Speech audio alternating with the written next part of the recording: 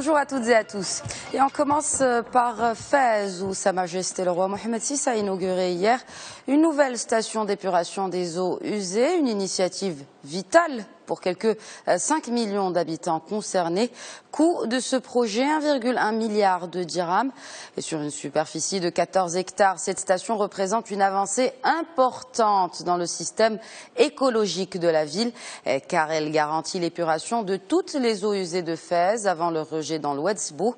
La station de Fès pourrait ainsi servir d'autres provinces adjacentes, à savoir celles de Moulay Yacoub, Taounet, Sidi Qasim et Qnitra.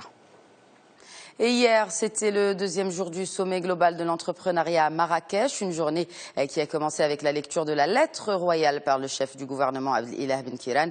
Le message de Sa Majesté le roi Mohamed VI a salué le choix de Marrakech comme premier hôte africain d'un tel sommet, tout en soulignant l'importance de l'esprit de l'entrepreneuriat chez les jeunes en particulier et à travers des secteurs innovants tels que les nouvelles technologies de l'information.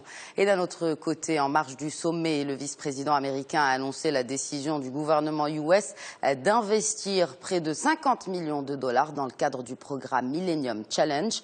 Objectif, soutenir la stratégie mise en œuvre par le Maroc dans le domaine de la formation professionnelle. Dans la foulée, le Global Entrepreneurship Summit est une plateforme de contact également. Il réunit plusieurs grandes firmes nationales mais aussi internationales. Un événement comme le GIS permet à de grandes multinationales de tisser des liens et quel que soit le secteur et les pays où elles sont présentes. On écoute à ce propos Mohamed Touhami Ouazani, directeur général de Visa Maroc et Afrique francophone. Je crois que nous sommes aujourd'hui sur un marché comme le marché marocain, un marché qui est dynamique, est un marché sophistiqué et c'est un marché exemple en fait pour notre région. C'est réellement une vitrine qui permet à nos banques partenaires en Afrique de l'Ouest ou en Afrique centrale de pouvoir bénéficier d'une expertise et d'une expérience qui est déjà existante sur un marché comme le marché marocain, mais surtout de pouvoir aussi aller plus vite pour l'implémentation et le développement du paiement électronique. Ravi bien sûr de faire partie du GIS. Je crois que c'est une initiative qui a fait beaucoup aujourd'hui, créer beaucoup d'intérêt, et qui permet de montrer comment est-ce que le Maroc et où va le Maroc en termes de positionnement régional, mais surtout au niveau africain. Et en plus de personnalités marocaines et américaines, plusieurs dirigeants africains ont fait le déplacement à Marrakech. Le président de la République du Gabon, Ali Bongo Ondimba, est arrivé hier. Le président gabonais a salué le dynamisme économique du Maroc, le qualifiant, je cite, d'exemplaire pour l'Afrique. Le Global Entrepreneurship Summit est une opportunité pour porter justement le message des pays africains à la communauté internationale. Le vrai frein qui bloque le développement du continent, c'est le manque des infrastructures. Donc s'asseoir, discuter sur l'innovation qui donnera à l'Afrique des questions spécialement africaines, des réponses africaines à nos réalités et en même temps mettre en place les opportunités pour la mise en œuvre des infrastructures, c'est une chose importante. Donc nous sommes au Maroc pour porter ces messages-là et nous pensons que les exemples de chaque pays peuvent faire en sorte que tous ensemble, nous créons le modèle africain qui peut aller vers le développement. Immobilier, les indices des prix des actifs ressortent en hausse d'1% au terme du troisième trimestre. Sur un an, le foncier a grimpé de 3,4%, plus 2,6% sur les magasins et autres biens commerciaux. Les prix du résidentiel affichent pour leur part le statu quo. Et par ville, Oujda, Meknes affichent les plus fortes hausses des prix, tandis qu'à Tanger et Jdida, l'indice est négatif.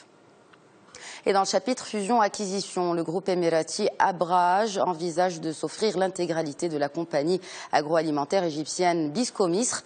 L'autorité du Caire a donné son feu vert pour 51% des actions du fabricant de biscuits. À noter que les actionnaires de Bisco Misr ont préféré l'offre d'Abraj à celle de Kellogg et de Juhayna Foods. Bisco Misr sera toujours, ceci dit, listé à la bourse égyptienne. Et justement, on reste dans le domaine boursier. La bourse nigériane vient de sceller un accord de partenariat avec la Bourse de Londres. Il est question de double introduction. Ainsi, toutes les entreprises qui ont des activités importantes en Afrique ont accès aux investisseurs nigérians, mais aussi internationaux. Et à rappeler que la moitié des investisseurs sur le marché boursier du Nigeria sont étrangers. Et on clôt ce tour d'horizon économique avec ce nouveau record en Afrique où il y aurait plus de 3000 individus dont la fortune dépasserait les 30 millions de dollars selon une étude de la banque suisse UBS. Les ultra-riches africains pèseraient environ 400 milliards de dollars et les plus fortes concentrations de fortunés se trouvent dans l'ordre dans les villes de Lagos, Johannesburg et au Caire. Et à retenir aussi dans ce classement de fortunés d'UBS, l'Europe ne domine plus ce classement mondial et cède sa place à l'Amérique du Nord.